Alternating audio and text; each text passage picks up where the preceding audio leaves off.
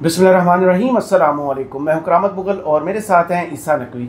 नकवी साहब, पाकिस्तान कहाँ पे हमला कर सकता है? देखिए, जो इंडिया ने जारियत ऑलरेडी कर दी है वहाँ पर जिस किस्म की चीज़ें चल रही हैं, कुछ चीज़ें मैं आपके सामने रख देता हूँ। देखें, ख़ास तौर पर ये सवाल पाकिस्तान ने क्या कहा। पाकिस्तान ने कहा कि आबी जारियत की गई तो उसको एक्ट ऑफ वॉर तस्वुर किया जाएगा, जंगी इकदाम, और जंगी इकदाम का जवाब जंगी इकदाम से दिया जाता है। सही। बहुत सारे लोगों ने इंडिया में ये तसव्वुर कर लिया और सोशल मीडिया पर वीडियोस बनानी शुरू कर दी, बातें करनी शुरू कर दी कि ये जो इंडस वाटर ट्रीटी है, सिंतास मुआहिदा, इसको इन अबेंस डाला गया इंडिया की तरफ से या मुअत्तल कर दिया गया और कहा गया कि हम इस पर अमल दरामद नहीं करेंगे। इसका मतलब यह है कि हम पाकिस्तान का पानी रोक लेंगे। अच्छा, ऐसा नहीं है। देखें, इंडस वाटर ट्रीटी में बहुत सारी ऐसी चीज़ें हैं जो इंडिया जिनके ऊपर अमल दरामद ना करके पाकिस्तान को सरप्राइज कर सकता है, पाकिस्तान को डैमेज कर सकता है, पाकिस्तान को नुकसान पहुंचा सकता है। ये मैं आपको एक्सप्लेन करता हूं तो आपको अंदाज़ा हो जाएगा, क्योंकि इंडिया ने अब बाकायदा तलछट पाकिस्तान पे छोड़ना शुरू कर दी। सही। और जो सेडिमेंट्स हैं उनको जिस तरीके से निकाला जा रहा है वो इंडिया के लार्जर डिज़ाइन अब एक्सप्लेन करता है। इंडस वाटर ट्रीटी में आपने देखा कि जब उन्होंने कहा कि हम इसको मुअत्तल कर रहे हैं, सस्पेंड कर रहे हैं या इन अबेंस डाल रहे हैं, उसके बाद पहले 2-3 दिन आपने देखा होगा कि अचानक से पानी का जो बहाव है वो झेलम में, चनाब में, इनमें कम हो गया जी। और कम होने के बाद हमने रिपोर्ट किया 5000 क्यूसेक, 7000 क्यूसेक कम हो गया है। और फिर अचानक से पता चला कि इतना बड़ा सैलाबी रेला छोड़ दिया गया दरियाए झेलम में कि जिससे लहरें जो हैं वो इतनी बुलंद लहरें आई कि 1992 के बाद पहली मर्तबा इतनी बुलंद लहरें आई थी। तो ये क्या हुआ है, अब इंडिया के पास वहाँ पर जो फैसिलिटीज़ मौजूद हैं उसमें बघलियार है, बघलियार 1, बघलियार 2, वुलर बैराज है और किशन गंगा डैम है, और उनके पास कोई इतनी बड़ी स्टोरेज कैपेसिटी नहीं है कि वो पाकिस्तान का पानी रोक सकें। लेकिन जो काम इन्होंने अब किया है उसको मैंने स्टडी किया और फिर इस बात का पता चला कि ये पानी रुका क्यों था और ये फिर अचानक से इतना बढ़ा क्यों। सही। एक टेक्निक होती है जिसको कहते हैं फ्लशिंग द डैम। सही। और उसमें आपको पता है कि जब भी, फॉर एग्जांपल, इस बात से तो बहुत सारे लोग आगाह होंगे, बहुत सारे लोग वाकिफ़ होंगे कि अगर आप मटके में किसी या किसी भी बर्तन में चूना जी, आप जिसको लाइम कहते हैं, आप उसको पानी में मिक्स कर दें और छोड़ दें तो उस वक्त आपको नज़र आएगा कि पानी में पूरा पानी गदला है, वाइट कलर का है, बिल्कुल दूधिया रंग का हो जाएगा और उसमें चूना पूरे उसमें मौजूद होगा, लाइम मौजूद होगा। लेकिन जैसे जैसे वक्त गुजरता जाएगा जो उसकी सकाफतें हैं, जो उसमें भारी चीज़ें हैं, जो उसमें चूना है, लाइम है इन इटसेल्फ, वो तलछट के तौर पर बैठ जाएगा उसके पेंदे में। इसी तरीके से जब डैम बनाते हैं आप, कोई वाटर रिजर्वायर बनाते हैं आप, बैराज बनाते हैं आप, पानी को थोड़ा बहुत भी ज़ख़ीरा करते हैं, जिस तरह किशन गंगा डैम है, तो उसमें वक्त के साथ साथ पहाड़ों से जो रेत आ रही होती है, जो दीगर चीज़ें आ रही होती हैं तैर के, भल जिसको आप कहते हैं, वो ज़मीन पर डैम में बैठना शुरू हो जाती है। अब Indus water Indus water treaty ये कहती है कि जो डैम को फ्लश करने की टेक्निक फिर क्या होती है कि आप में उसके पास पानी को एक ख़ास मिकदार पर बढ़ाएं और उसके जो सबसे लोअर स्पिलवेज हैं, यानी डैम के बॉटम में जो उससे पानी खारिज करने के रास्ते मौजूद हैं, उनको आप ओपन करते हैं और ऊपर से पानी का दबाव इतना ज़्यादा होता है कि वो फ्लश करके बाहर निकलते हैं। सही। उससे क्या होता है कि उससे डैम की एक तो कैपेसिटी बढ़ जाती है, नीचे से वो निकाल देते हैं उसमें से जो कुछ सेटल डाउन हुआ होता है, तो एक तो स्टोरेज कैपेसिटी। इंडिया ने बेसिकली प्रैक्टिकली ये काम किया है जब उन्होंने पानी रोका है और उसके बाद फ्लशिंग की है सेडिमेंट्स की। जो चीज़ें नीचे बैठ चुकी थी वो नीचे वाले स्पिलवेज या वो जो रास्ता है, आबी रास्ता, उनको खोल के अपने डैम्स का। इंडस वाटर ट्रीटी ये कहती है कि ये काम कब किया जाएगा, ये काम किया जाएगा पीक मॉनसून सीजन से एन पहले। सही। एक तो पानी दरियाओं में ज़्यादा होगा और ये आगे जो लोअर राइपेरियन है उसमें उन लोगों को मुतासिर नहीं करेगी और दरियाओं में जमेगी नहीं। क्योंकि पानी का बहाव होगा उसके साथ बह जाएगी, फ्रेश वाटर आएगा तो आगे निकल दूसरा क्योंकि जिस डैम से निकाली गई है उस डैम में कैपेसिटी भर जाएगी, तो उसका जो रीफिलिंग का प्रोसेस है वो उस वक्त होगा जब पानी दरियाओं में इन अबेंडेंस मौजूद होगा। सही।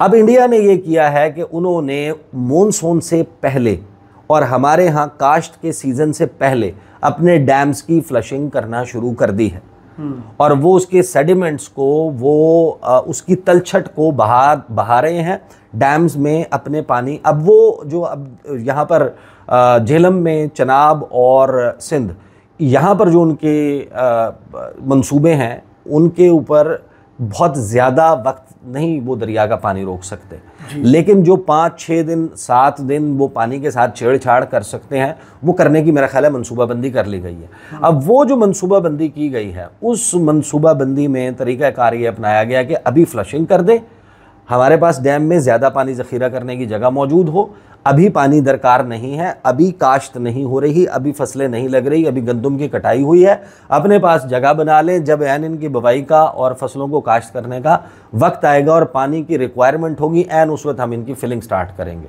सो टेक्निकली सिर्फ यही रीज़न समझ आता है, उन्होंने जो फ्लशिंग स्टार्ट किया। तो अब भी जारियत इंडिया ने बाकायदा कर दी है, लेकिन ये करते ही हुआ क्या है, नतीजतन ये हुआ है कि इंडिया में एक सिक्योरिटी थ्रेट अलर्ट जारी हुआ। उनकी एजेंसीज ने इसके ऊपर फिर अंदाजे लगाए हैं कि क्या मुमकिन तौर पर हो सकता है। इंडस वाटर ट्रीटी में पाकिस्तान के साथ और इंडिया के दरमियान क्या तय पाया कि भाई 6 दरिया हैं, सिंध है, झेलम है, चनाब है, सतलुज है, ब्यास है, रावी है, जो बहकर इवेंचुअली पंजाब में आते हैं और फिर सिंध से होते हुए दरियाए सिंध में शामिल होने के बाद पंजनद के मुकाम पर आगे ये जाकर बहीरे अरब में एम्प्टी आउट हो जाता है जी, और वहाँ पर जाकर ये दरिया ख़त्म हो जाता है। 3 दरिया मिल गए इंडिया को जो ईस्टर्न मशरकी दरिया हैं, सतलुज, ब्यास और रावी। 3 दरिया मिल गए पाकिस्तान को, सिंध, झेलम और चनाब। सही। अब इंडिया को मुकम्मल इख्तियार मिल गया कि सतलुज, ब्यास और रावी उसके पास हैं, वो जो मर्ज़ी करे, और एक ख़ास परसेंटेज दी गई कि वो सिंध का और वेस्टर्न रिवर्स का पानी भी इस्तेमाल कर सकता है। इंडिया उसको तो इस्तेमाल कर रहा है, लेकिन फिर उन्होंने जो पाकिस्तान की तरफ पानी मुकम्मल कुल वो जो पानी छोड़ता है सतलुज, ब्यास और रावी में, वो इस वक्त 6% है, यानी 6% of the total water Pakistan के 3 रिवर्स में आ रहा है, और वहाँ पर ज़ाहिर है कि शहर मुतासर भी हो रहे हैं। लेकिन अब जो थ्रेट अलर्ट आया है वो ये आया है कि देखें, जब हम इनके वेस्टर्न रिवर्स के साथ ये छेड़छाड़ कर रहे हैं तो मुमकिन तौर पर जो ईस्टर्न रिवर्स, क्योंकि हमने तो उसको इन अबेंस डाल दिया है तो हम भूल गए हुए हैं, तो अब हम एज लोअर राइपेरियन ये हमारा राइट है कि वो सतलुज, ब्यास और रावी का पानी अब लोअर राइपेरियन के लिए छोड़े। वहाँ पर उनके पास तमाम इंफ्रास्ट्रक्चर मौजूद है, over a period of time अरबों डॉलर लगाकर उन्होंने वहाँ पर मंसूबे बनाए हुए हैं। अब ये मैं देख रहा हूँ कि ये जो रिपोर्ट इस वक्त आ रही है, भाखरा है जी सतलुज पे, if I am not wrong, फिर है पोंग डैम, ये है ब्यास पे, और रंजीत सागर डैम ये है रावी पे। इन 3 डैम्स के लिए जो इंडिया के को मिले हुए इंडस वाटर ट्रीटी के तहत मिले हुए डैम्स हैं, मिले हुए दरिया हैं, उन पर बनाए गए इंडियन डैम्स हैं। फिर इसके साथ कनेक्टिंग इंफ्रास्ट्रक्चर मौजूद है, पन बिजली बनाने के मंसूबे, उनके बिजली घर, वहाँ से निकाली गई नहरें, वहाँ पर ज़ख़ीरा करने की जगह। और थ्रेट अलर्ट ये है कि सिर्फ ऐसा नहीं है कि इस डैम के इंफ्रास्ट्रक्चर को कोई नुकसान हो सकता है और कोई मेजर हमला या अटैक हो सकता है। वो ये कह रहे हैं कि मुमकिन तौर पर यहाँ पर कोई ऐसी छेड़छाड़ या ऐसा हमला भी हो सकता है कि यहाँ पर काम करने वाले वर्कर्स को, क्योंकि डैम के इंफ्रास्ट्रक्चर को तबाह करना, उसके लिए तो फिर मिसाइल चाहिए ना, फिर तो वो पाकिस्तान के जवाबी हमले की सूरत में होगा जी। अगर पाकिस्तान वाकई इसको as an act of war और इंडिया ये सब कुछ करने की मनसूबाबंदी रखता है, तो फिर उसके ये किशन गंगा से वुलर बराज, उसके बाद बागलियार डैम, फिर ये रंजीत सागर डैम, पोंग डैम, फिर ये सारे वल्नरेबल हो जाएंगे।